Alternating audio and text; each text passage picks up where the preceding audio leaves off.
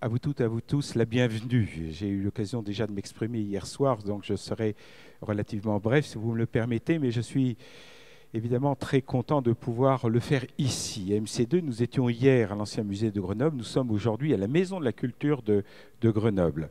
Une maison de la culture qui date de 1968, Maison de la Culture qui avait été voulue par André Malraux, qui était le ministre des Affaires culturelles du général de Gaulle à l'époque, et par Hubert Dubedou, qui était le maire de Grenoble à l'époque également. C'est un lieu du spectacle vivant, avec évidemment la musique, la danse et le théâtre, mais aussi un lieu de rencontre, d'échange. Et nous aurons d'ailleurs en fin de semaine, avec la République des idées de Pierre Rosanvallon, 3 jours d'échange sur un thème proche de celui qui nous anime pour ce 35e congrès de l'INTA, refaire société. Et je voudrais dire à Monsieur le Président de l'INTA, Monsieur le Secrétaire Général, que nous sommes vraiment très heureux de pouvoir partager avec Lyon la chance d'organiser ces moments d'échange qui sont des moments extrêmement importants. Refaire société, c'est pour nous se poser la question de l'évolution de nos sociétés. Nous sommes en pleine période de crise, et crise financière, crise économique, crise sociale, crise morale même, je rajoutais hier soir. Et il est évident que nous avons à réfléchir sur l'évolution de nos sociétés, et notamment dans le monde urbain. Je suis animateur de l'Association des maires des grandes villes au plan français. Nous avons tenu notre rencontre nationale au mois de septembre et nous avions fait à cette occasion un sondage. 75% de nos concitoyens, donc des citoyens français, 75% pensent qu'on vit plus mal aujourd'hui qu'hier. 2 tiers, 66%, donc dans le 5e pays le plus développé du monde, la France, pensent qu'il va connaître le chômage pour eux ou pour leur famille dans les mois ou les années qui viennent. C'est une forte préoccupation qui nous oblige à réfléchir en des termes nouveaux sur ce qu'on appelle le vivre ensemble. Alors, l'objet, je crois, de nos rencontres, c'est de nous poser la question à travers les différentes expériences mondiales, et c'est pour moi l'occasion de saluer très chaleureusement tous ceux qui nous viennent, y compris de très loin, puisqu'il y a une quarantaine de pays ici représentés, c'est quand même quelque chose d'extraordinaire qu'on ait pu réussir un tel pari qui n'était pas évident. Et je voudrais encore une fois, Monsieur le Président, vous en remercier, dire que Marc Bayetto a eu raison de se battre pour obtenir, pour bien plaider la tenue ici en Rhône-Alpes, à Lyon et à Grenoble de ces assises. Mais dire aussi qu'il faut parler sans concession et sans tabou. Le monde change beaucoup. En 1950, 30% des êtres humains vivaient en ville. Aujourd'hui, c'est 50%. Et tout le monde s'accorde pour considérer qu'en 2050, ce sera 70% des êtres humains qui vivront en aire urbaine. Dans les pays les plus développés, ceux qui relèvent de l'OCDE, c'est près de 80% qui vivent en ville et 60% dans les grandes villes ou les grandes agglomérations. Nous sommes donc confrontés, c'est vrai, à une situation totalement nouvelle d'urbanisation extrêmement rapide qui crée des déséquilibres dans nos sociétés. En France, je le rappelle très souvent, la carte de la pauvreté a beaucoup évolué en 20 ans. Il y a 20 ans, le pauvre de la statistique, c'est toujours horrible de parler en ces termes, était une personne âgée vivant en milieu rural. Aujourd'hui, c'est un jeune qui vit en milieu urbain, généralement d'origine étrangère et de famille monoparentale. En 20 ans, en moins d'une génération.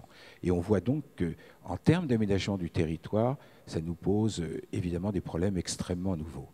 La ville, la grande ville, est le réceptacle justement de ces charges sociales, de ces contraintes sociales, en termes d'habitat, en termes de déplacement pour tous, en termes d'accueil des populations immigrées.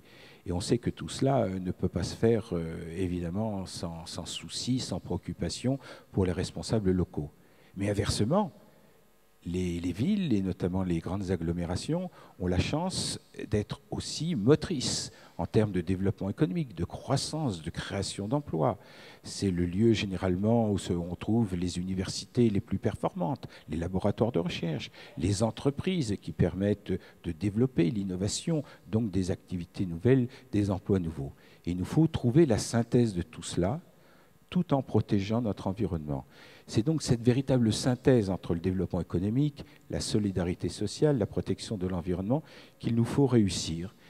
Et je veux plaider, quelles que soient les difficultés, pour dire que c'est en ville que nous pourrons le faire. Alors, il y a ville et ville. Il est évident que nous avons intérêt à avoir des villes où la qualité de vie permet de trouver le plus rapidement possible ces équilibres sociaux dont je parlais tout à l'heure. Et quand on regarde, si vous me permettez, et ça fera débat bien entendu, mais c'est important qu'on se dise les choses, la taille des villes à travers le monde, l'Europe a peut-être encore des chances justement de mettre en avant des villes qui ne sont pas encore gigantesques. En dehors de Paris et Londres, l'Europe n'a pas de très grandes villes comparées aux grandes métropoles américaines et à plus forte raison asiatiques. Je pense que c'est une chance si les villes savent travailler entre elles, notamment en réseau, pour leur permettre d'avoir un développement qui maintienne cette qualité de vie, mais qui leur permet d'avoir des plateformes aéroportuaires, des plateformes technologiques permettant leur propre développement. Je crois que c'est une chance. Les Européens n'en sont pas suffisamment conscients, mais je plaide pour cela. En tout cas, et ce sera mon mot de conclusion, Monsieur le secrétaire général, il n'y a pas d'avenir si on ne se pose pas le problème de la ville. Non pas en opposition au monde rural, mais en complémentarité. Il est évident que quand on regarde l'histoire de l'humanité, tous les grands progrès, toutes les grandes civilisations sont le résultat, beaucoup plus que des États, création beaucoup plus récente, mais des villes et des grandes villes. C'était Athènes, c'était Rome, c'était Paris, c'était Londres, c'était New York, c'est Tokyo, c'est Shanghai. Toutes ces grandes villes ont été l'objet, évidemment, de contraintes très fortes dans leur propre développement, sur le plan environnemental, sur le plan social, mais source d'immenses progrès pour l'humanité. Je voudrais terminer sur ce que disait Abdou Diouf, qui était un grand président du Sénégal, qui est aujourd'hui le secrétaire général de la francophonie, et qui disait que le XXIe siècle sera le siècle des villes ou ne sera pas. Le XXe siècle s'est terminé, c'était l'apogée des États-nations. Nous avons eu 2 guerres mondiales, nous avons eu 4 génocides, le génocide arménien, le génocide juif, le génocide khmer, le génocide africain des Grands Lacs. Espérons que le XXIe siècle sera le siècle de la paix, du développement, du progrès et de la justice sociale. Et pour cela, je suis certain que les villes ont leur mot à dire, et même plus que leur mot à dire, peuvent être le moteur de cette évolution de l'humanité. Merci, bons travaux, bonne journée. Merci encore d'avoir choisi Grenoble.